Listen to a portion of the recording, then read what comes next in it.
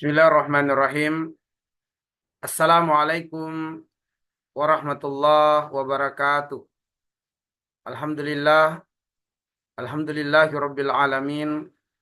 Wassalatu wassalamu ala asyrafil anbiya'i wal mursalin. Wa ala alihi wa sahabatihi ajma'in amma ba'du. Ikhwatal iman wal akhawat fillah, azzani Allah wa iyyakum ajma'in. Para mahasiswa dan mahasiswi di bumi manapun kaki Anda berpijak saat ini, mudah-mudahan kita senantiasa dalam ridho Allah Subhanahu wa Ta'ala, dalam penjagaan dan dalam perlindungan Allah. Semoga kita diistiqomahkan dalam kebaikan dan dalam ketaatan di sisinya. Semoga Allah Subhanahu wa Ta'ala menambah ilmu kita sehingga menjadikan hidup kita bermanfaat lebih besar untuk Islam dan kaum muslimin. Semoga kita meninggalkan kehidupan dunia dengan menjadi buah bibir kebaikan bagi orang-orang yang datang di kemudian hari. Teman-teman sekalian, pada pertemuan yang kedua ini, kita akan menyajikan sebuah judul pertemuan, yaitu 10 nasihat bagi penuntut ilmu. 10 nasihat bagi penuntut ilmu.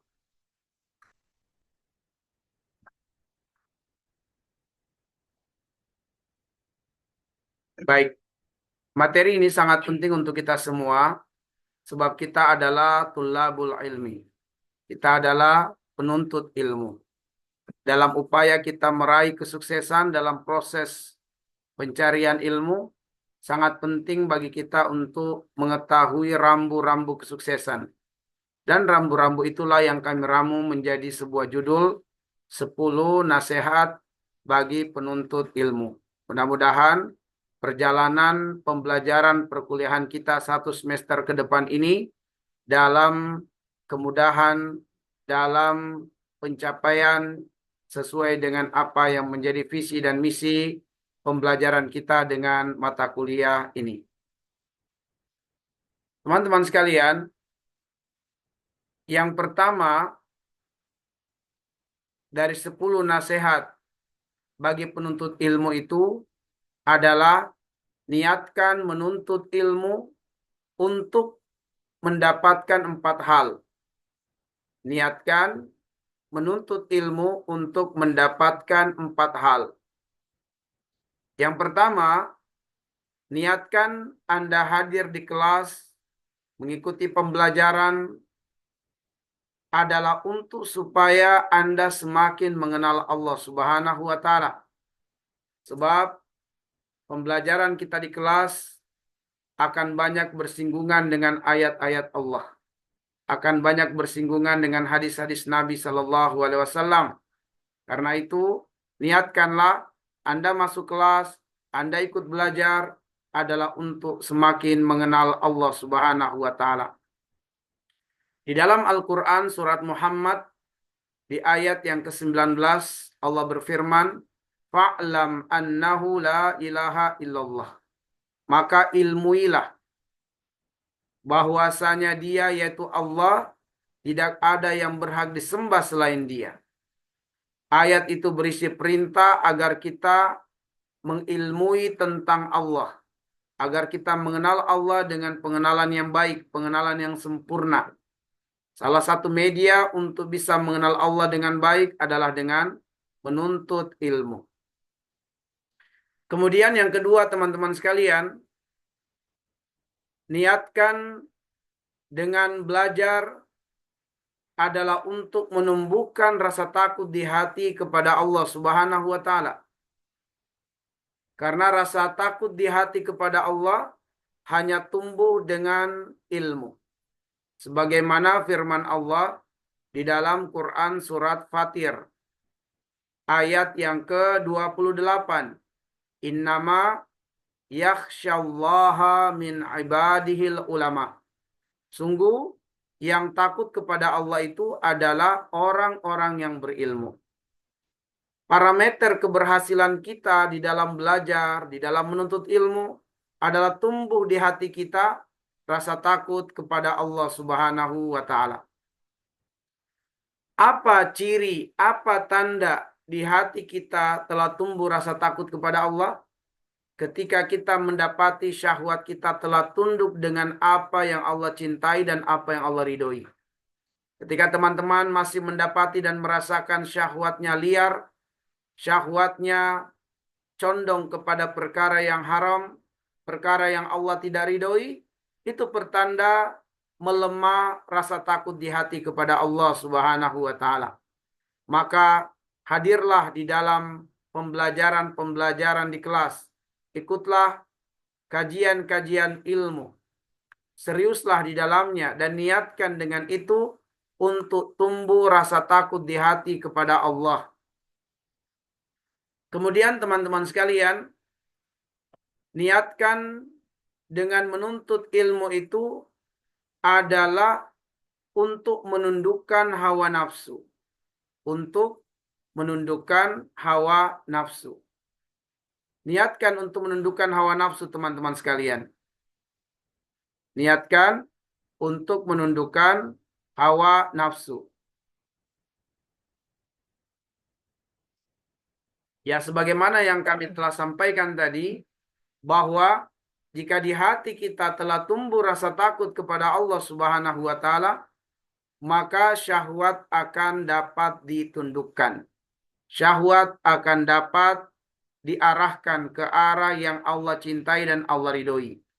Di dalam surat An-Naziat Allah berfirman, "Wa amma man khafa maqama rabbih wa nahan nafsa 'anil hawa fa innal jannata hiyal ma'wa." Adapun orang yang takut kepada Allah Subhanahu wa taala dan menundukkan hawa nafsunya, fa innal jannata hiyal ma'wa. Allah akan menyiapkan surga untuknya sebagai tempat kembalinya. Kemudian niatkan yang keempat, dengan belajar, dengan menuntut ilmu adalah untuk membebaskan diri, keluarga, dan orang lain dari kebodohan. Imam Asy-Syafi'i rahimahullah ta'ala menasihatkan kita semua dalam belajar, niatkanlah liizalatil jahli min nafsika wa min nafsi ghairika. Niatkan dengan belajar itu untuk membuang atau menghilangkan kebodohan dalam diri dan juga menghilangkan kebodohan dari orang lain. Inilah nasihat yang pertama, yaitu meniatkan menuntut ilmu untuk 4 hal. Selanjutnya teman-teman sekalian, nasihat yang kedua bagi penuntut ilmu adalah perbanyak berdoa. Perbanyak berdoa. Berdoa kepada Allah Subhanahu wa taala. Dan hendaklah ketika berdoa kepada Allah meminta 4 hal untuk visi pribadi. Hendaklah dalam berdoa kepada Allah meminta 4 hal untuk visi pribadi atau untuk kepentingan diri sendiri. Mintalah 4 hal. Maka perbanyak berdoa dengan meminta 4 hal ini. Yang pertama teman-teman sekalian, berdoalah agar mendapatkan ilmu hikmah. Yang kedua, berdoalah agar berkumpul dengan orang yang soleh. Yang ketiga, berdoa agar menjadi buah bibir kebaikan, bukan buah bibir keburukan. Dan yang keempat, berdoalah agar menjadi penghuni surga. 4 hal yang kita minta dalam berdoa kepada Allah sebagaimana yang telah kami tuliskan ini teman-teman sekalian, terdapat di dalam Quran surat Asy-Syu'ara ayat 83 sampai dengan ayat yang ke-85. Hafalkanlah ayat-ayat itu, jadikanlah dia doa rutin Anda dan selalulah berdoa dengannya. Rabbi habli hukma wa alhiqni bis salihin waj'alni lisana sidqin fil akhirin. Waj'alni min warasati jannatin na'im. Doa yang terdapat di dalam Quran surat Asy-Syu'ara, surat yang ke-26, ayat 83 sampai dengan ayat 85, di mana doa ini merupakan doa Nabiullah Ibrahim alaihissalam. Perhatikan teman-teman sekalian, bahwa dalam prioritas doa yang kita minta kepada Allah, ternyata ilmu hikmah adalah prioritas pertama dan utama untuk kita minta kepada Allah. Bukan harta, bukan jabatan, bukan kedudukan, tetapi yang paling prioritas yang kita minta kepada Allah adalah ilmu hikmah. Apa itu ilmu hikmah, teman-teman sekalian? Ilmu hikmah, sebagaimana yang dijelaskan oleh Imam Ibnu Katsir rahimahullahu ta'ala. Ilmu hikmah itu ada 3 cirinya. Yang pertama, ilmu yang melahirkan kesadaran bertauhid. Ilmu yang melahirkan kesadaran bertauhid.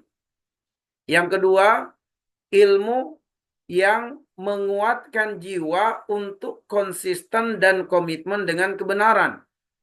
Dan yang ketiga, ilmu yang menggerakkan jiwa untuk memberi manfaat seluas-luasnya kepada manusia. Itulah ciri dari ilmu hikmah, dan semoga insya Allah dengan pembelajaran kita 1 semester ke depan ini, kita diberikan oleh Allah ilmu hikmah. Kemudian teman-teman sekalian, nasihat yang ketiga bagi para penuntut ilmu adalah syukuri nikmat indera dengan memaksimalkan potensi indera untuk ilmu. Syukuri nikmat indera dengan memaksimalkan potensi indera untuk ilmu. Teman-teman sekalian,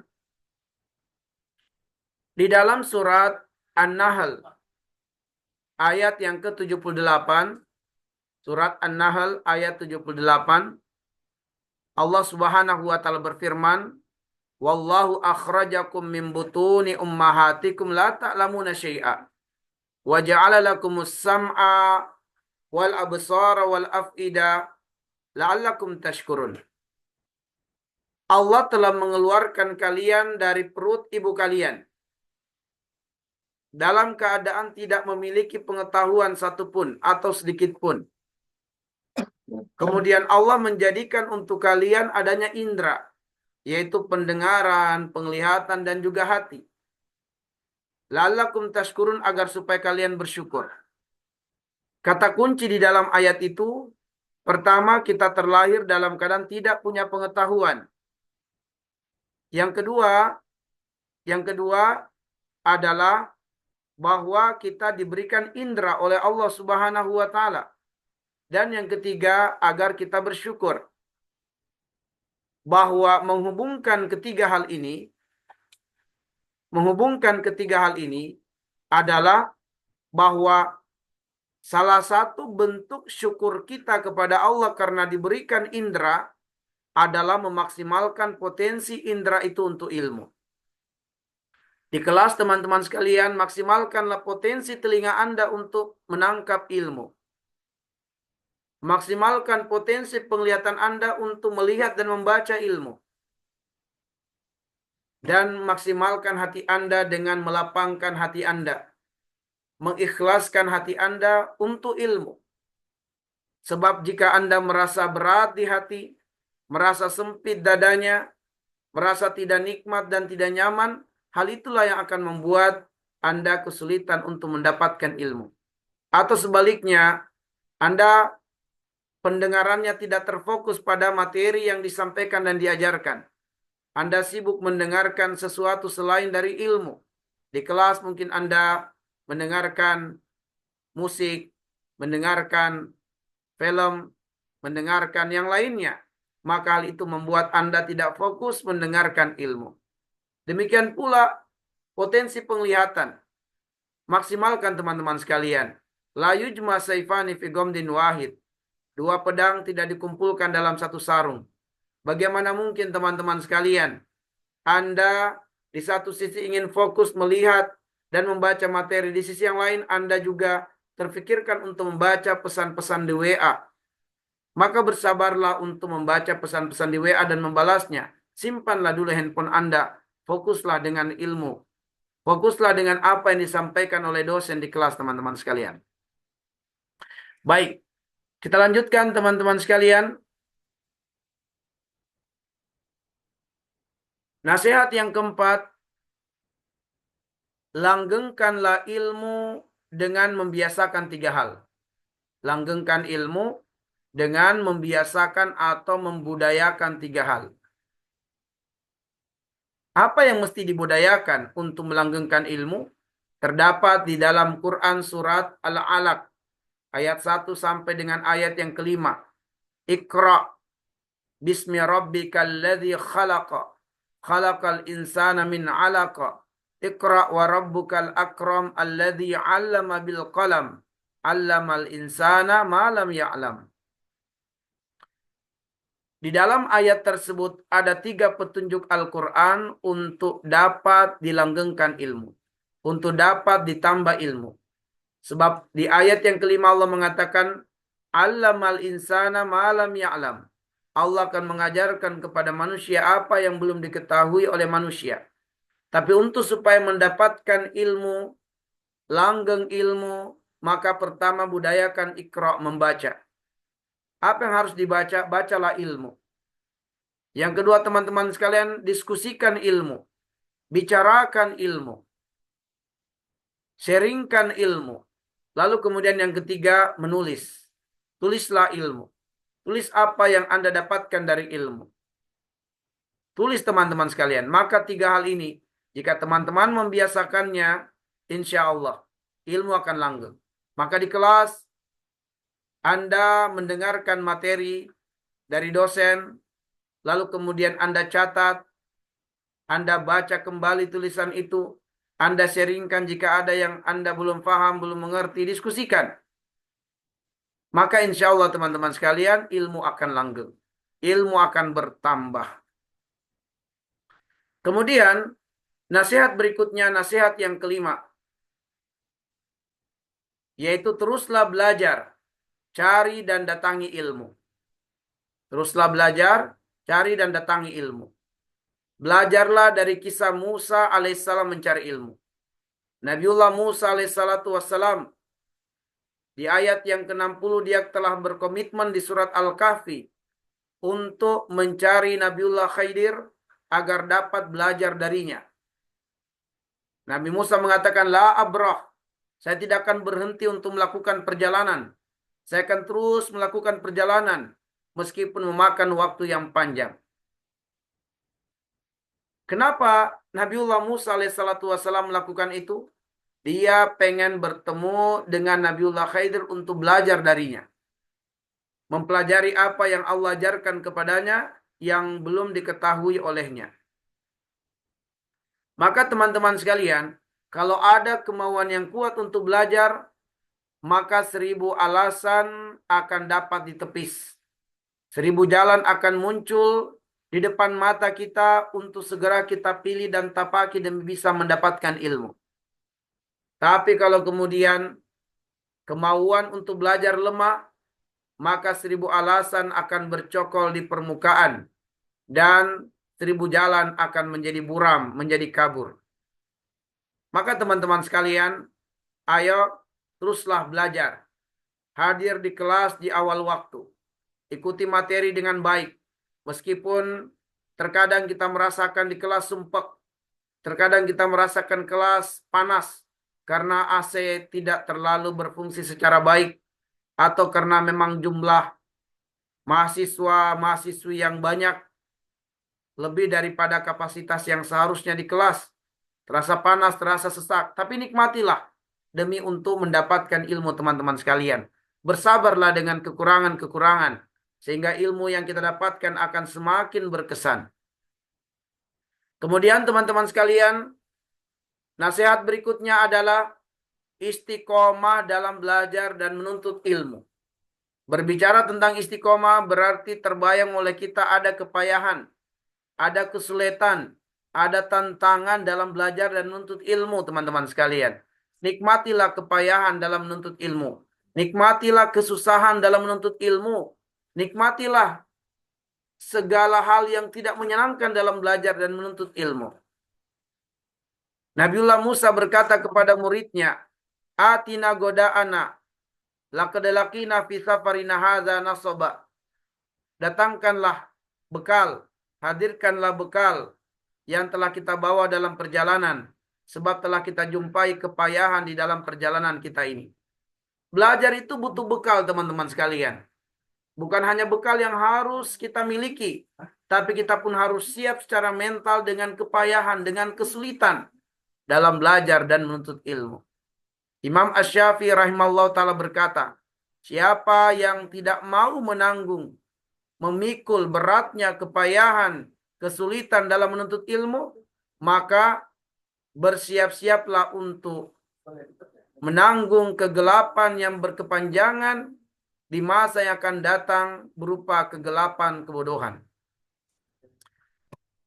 Baik teman-teman sekalian, nasihat berikutnya bagi penuntut ilmu adalah beradab dan siap mengikuti arahan guru. Beradab dan siap mengikuti arahan guru. Teman-teman sekalian, dalam belajar kita harus beradab dan mengikuti arahan guru. Ketika guru meminta kita atau dosen meminta kita untuk mengerjakan tugas, kerjakan tugas. Ketika dosen meminta kita untuk duduk di depan, duduklah di depan, teman-teman sekalian. Keberkahan dalam belajar dan menuntut ilmu ketika Anda beradab dengan ilmu. Maka al-adabu fawqal ilmi. Adab itu di atas ilmu, teman-teman sekalian. Iblis laknatullah alaih berilmu, tapi dia tidak beradab. Dia sombong, dia angkuh, menjadikan dia hina. Maka ilmu saja belum cukup untuk menarik kita kepada jalan keselamatan. Perlu dengan adab, teman-teman sekalian. Adab yang baik. Maka tepis dan hilangkan kesombongan di hati. Beradablah dengan ilmu. Beradablah dengan guru yang mengajarkan ilmu kepada kita. Sopan santun terhadapnya. Ikuti apa yang dititahkan, apa yang diarahkan. Kemudian teman-teman sekalian, nasihat berikutnya adalah beramal dan mengajar berdasarkan ilmu. Sebab Anda di dalam kelas menerima ilmu, niatkanlah dengan ilmu yang Anda dapatkan, Anda ajarkan lagi. Anda sampaikan lagi kepada orang lain. Maka dalam mengajarkan ilmu harus berdasarkan ilmu. Maksudnya ajarkan ilmu dengan mengilmui minimal 3 hal. Minimal 3 hal. Yang pertama, al-ilmu bima yada'u ilaihi. Ilmui apa yang akan Anda sampaikan kepada orang. Yang kedua, al-ilmu bihalil mad'u. Ilmuilah bagaimana kondisi objek dakwah Anda. Ilmuilah kondisi audiens Anda, para peserta Anda. Dan yang ketiga, al-ilmu bi kaifiyatid dakwah. Ilmui bagaimana cara mentransfer pesan-pesan ilmu kepada orang lain. Kemudian teman-teman sekalian, nasihat yang ke-9 dan juga nasihat yang ke-10. Adapun nasihat yang ke-9 adalah jaga nikmat ilmu dengan meninggalkan dosa dan maksiat. Jaga nikmat ilmu dengan meninggalkan dosa dan maksiat. Teman-teman sekalian, penyebab utama tercabut dan terhalangnya ilmu dari seseorang adalah dosa dan maksiat. Dan penyebab utama seseorang akan tertimpa penyakit lupa terhadap ilmu adalah dosa dan maksiat. Ada sebuah kisah menarik teman-teman sekalian. Kisah guru Imam Asy-Syafi'i rahimahullah ta'ala yang bernama Imam Waqi bin Malik. Suatu ketika teman-teman sejawat beliau berkunjung menjumpai Waqi bin Malik. Dan mereka terheran-heran dengan Waqi bin Malik. Sebab mereka mendapati Waqi bin Malik di setiap tempat, di setiap keadaan yang mereka datangi atau temui atau kunjungi. Dia tidak pernah melihat Waqi bin Malik membawa pena ataupun membawa buku. Dan dia pun tidak pernah melihat Waqi bin Malik sedang menulis sesuatu. Maka itulah yang membuat mereka bertanya kepada Waqi bin Malik, "Ya Waqi, ma ra'ainaka tahmilu qalaman wala kitaban, wa ma ra'ainaka tada'u sawadan ala bayadin." Wahai Waqi, kami tidak pernah melihat engkau membawa buku dan membawa pena. Kami pun tidak pernah melihat engkau meletakkan hitam di atas putih. Enggak pernah kami melihat engkau menulis. Walakin hifzuka aqwa minna wa aksara minna. Tetapi hafalanmu terhadap ilmu lebih kuat dan lebih banyak dari kami. Masiruka hadza. Apa rahasianya ini? Waqi bin Malik menanggapi rasa penasaran teman-temannya itu dengan tersenyum. Tersenyum lebar. Lalu kemudian beliau berkata kepada teman-temannya dengan penuh kelembutan, "Lau akhbartukum ma huwa sirri hal sata'maluna bihi." Kalau aku beritakan kepada kalian tentang rahasiaku, maukah kalian beramal dengannya? Teman-temannya Waqi bin Malik mengatakan secara serentak, "Na'am, sana'malu bihi insyaallah." Ya, kami mau. Kami akan beramal dengannya insyaallah. Lalu Waqi bin Malik berkata, "Ma wajadtu afdalad dawa li izalati nisyani illa bitarkil ma'siyah." Aku tidak temukan sebaik-baiknya obat yang bisa menghilangkan penyakit lupa kecuali dengan meninggalkan dosa dan maksiat. Teman-teman sekalian, dosa dan maksiat penyebab penyakit lupa menimpa para penuntut ilmu. Karena itu, tinggalkan dosa, tinggalkan maksiat, Allah akan jauhkan Anda dari penyakit lupa. Selain itu, Ibnul Qayyim Al-Jauziyah rahimahullah ta'ala di dalam kitab Ad-Da'u wad-Dawa. Dalam kitab Ad-Da'u wad-Dawa, beliau menyebutkan bahwa sesiapa yang merasa di dalam majelis ilmu selalu dihantui dan diserang dengan rasa kantuk berlebihan, rasa kantuk yang tak tertahankan, sehingga kelopak matanya bagaikan gunung bergelantungan rasanya. Sangat-sangat berat untuk dibuka ketika majelis ilmu sedang berlangsung. Nah, teman-teman sekalian, sesiapa yang merasakan keadaan yang demikian dan keadaan ini terus berulang pada dirinya di setiap kesempatan bermajelis ilmu, maka jadikanlah dosa sebagai tersangka utamanya. Dosalah yang membuat dia tidak bisa maksimal dalam bermajelis ilmu. Karena itulah kata beliau bahwa dosa adalah man'ul ilmi. Dosa adalah penghalang ilmu. Dialah yang menjadi penghalang sampainya ilmu kepada seseorang. Kemudian teman-teman sekalian, yang terakhir adalah sucikan hati dari penyakit hasad. Sucikan hati dari penyakit kesombongan. Sucikan hati dari penyakit takabur. Bersihkan hati dari ini semua teman-teman sekalian. Bahwa kita belajar, kita menuntut ilmu, hilangkan dari hati kita penyakit hasad kepada teman kita yang mungkin Allah karuniai kemampuan menalar lebih baik, menganalisa ilmu lebih cepat, sehingga pemahamannya jauh dari kita. Jangan hasad kepadanya, tapi pengetahuannya itu, tetapi kemampuannya untuk menyerap dan mendapatkan ilmu lebih baik dari yang lainnya, tidak membuat kita malu untuk segera bertanya kepadanya, berdiskusi dengannya, meminta catatan-catatannya untuk juga kita pelajari. Maka teman-teman sekalian, buanglah penyakit hasad, sebab hasad adalah keburukan. Keburukan yang pertama terjadi di langit dan juga di bumi. Di langit, iblis laknatullah alaih karena hasad, maka dia akhirnya dihinakan oleh Allah ke dalam neraka dan akan kekal di dalam neraka. Dan Qabil juga karena hasad, menjadikan dia tega membunuh saudaranya sendiri. Hilangkan penyakit sombong dari hati kita teman-teman sekalian. Sebab sombong tidak akan mendapatkan ilmu. Kata Nabi SAW, la yanalul ilma al-mustahyu wal mutakabbir. Tidak akan mendapatkan ilmu dua kelompok manusia. Pertama, pemalu dengan ilmu. Yang kedua, orang yang sombong dengan ilmu. Maka siapa yang pemalu terhadap ilmu, dia tidak mendapat ilmu. Dan siapa yang sombong terhadap ilmu, maka dia tidak mendapatkan ilmu.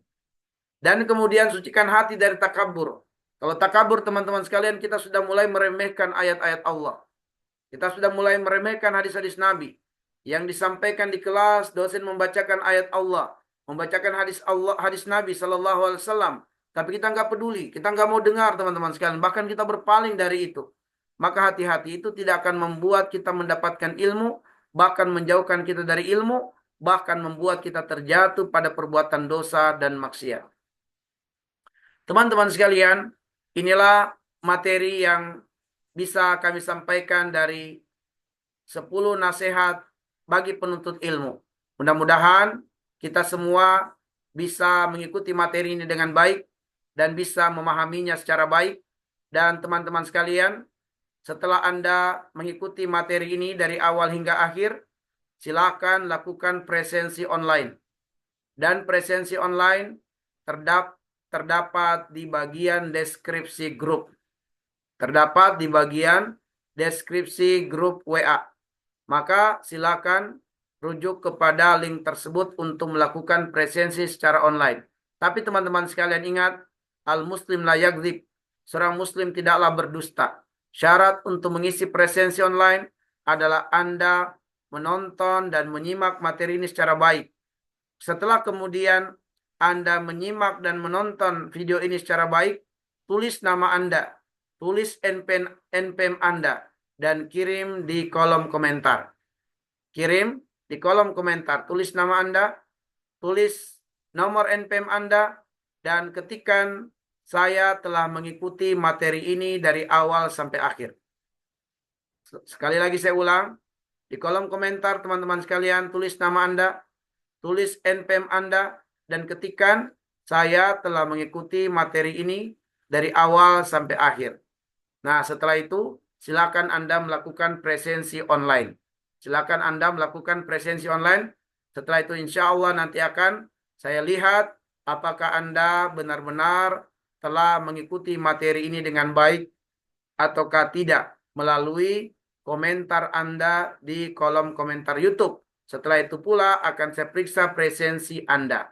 Yang saya akan curigai dan akan saya tandai adalah yang melakukan presensi tetapi tidak mengetikkan nama NPM dan ketikan yang saya minta di kolom komentar YouTube. Padahal tadi salah satu materi nasihat untuk mendapatkan ilmu bagi penuntut ilmu adalah ikuti arahan dosen. Dan selanjutnya teman-teman sekalian, infokan kepada teman-teman yang lain, mungkin saja ada yang belum mengetahui materi ini, agar disampaikan bahwa perkuliahan kita tergantikan dengan mengikuti materi ini secara baik, secara benar. Dan jangan lupa untuk men-share video ini ke teman-teman kita yang lain, supaya istifadah dan manfaat yang didapatkan bisa lebih luas lagi. Baik teman-teman sekalian, ini yang bisa saya sampaikan dan sajikan. Mudah-mudahan kita semua dalam keadaan sehat walafiat. Insya Allah di hari yang terjadwal, kembali kita bertemu di kelas. Mudah-mudahan dimudahkan secara offline biiznillah. Nas'alullah ayyaj'alana minal ladzina yastami'una al-qawla wa yattabi'una ahsana. Subhanakallahumma bihamdik. Asyhadu an la ilaha illa anta astaghfiruka wa atubu ilaik. Assalamualaikum warahmatullahi wabarakatuh.